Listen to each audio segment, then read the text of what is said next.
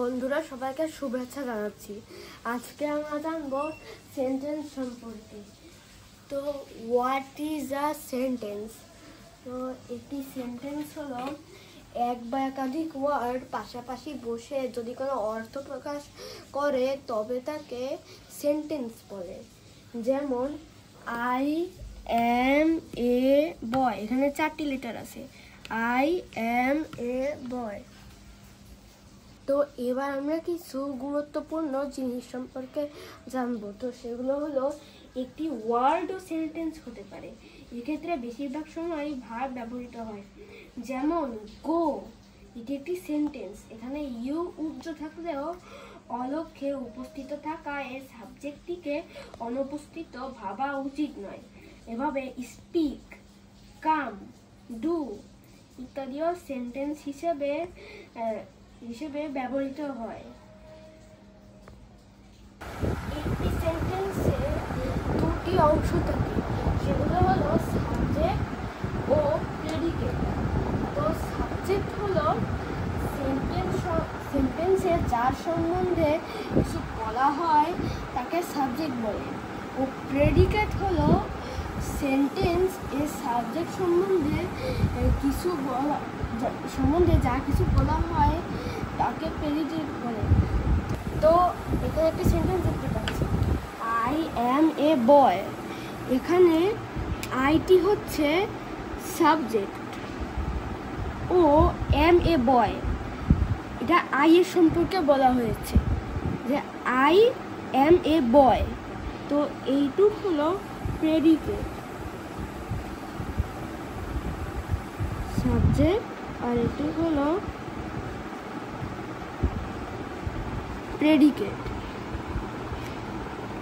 এবার আমরা কিছু ইম্পর্টেন্ট জিনিস সম্পর্কে জানব, যেগুলো হলো সাবজেক্ট এবং প্রেডিকেট অংশ এক বা একাধিক ওয়ার্ড নিয়ে গঠিত হতে পারে। সাবজেক্ট অংশটি নাউন বা প্রোনাউন হয়ে থাকে এবং এই অংশটি সাধারণত বাক্যের প্রথমে বসে। প্রেডিকেট অংশটি শুধু ভার্ব নিয়ে গঠিত হতে পারে, আবার ভার্ব সহ অন্যান্য পার্টস অফ স্পিচ নিয়েও গঠিত হতে পারে।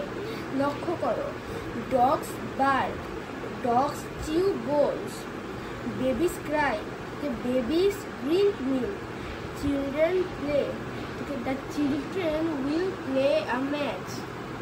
তো সেন্টেন্স হলো 5 প্রকার, যথা 1 assertive sentence, 2 interrogative sentence, 3 imperative sentence, 4 objective sentence এবং লাস্টে এক্সক্লামেটরি সেন্টেন্স। তো এবার আমরা জানবো অ্যাসার্টিভ সেন্টেন্স সম্পর্কে।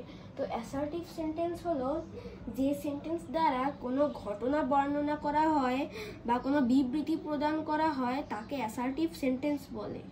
তো এবার ইন্টারোগেটিভ সেন্টেন্স। তো ইন্টারোগেটিভ সেন্টেন্স হলো যে সেন্টেন্স দ্বারা কোনো প্রশ্ন করা হয় তাকে ইন্টারোগেটিভ সেন্টেন্স বলে। এবার ইম্পারেটিভ সেন্টেন্স হলো যে সেন্টেন্স দ্বারা আদেশ, নিষেধ, উপদেশ, অনুরোধ, প্রস্তাব ইত্যাদি বোঝায় তাকে ইম্পারেটিভ সেন্টেন্স বলে।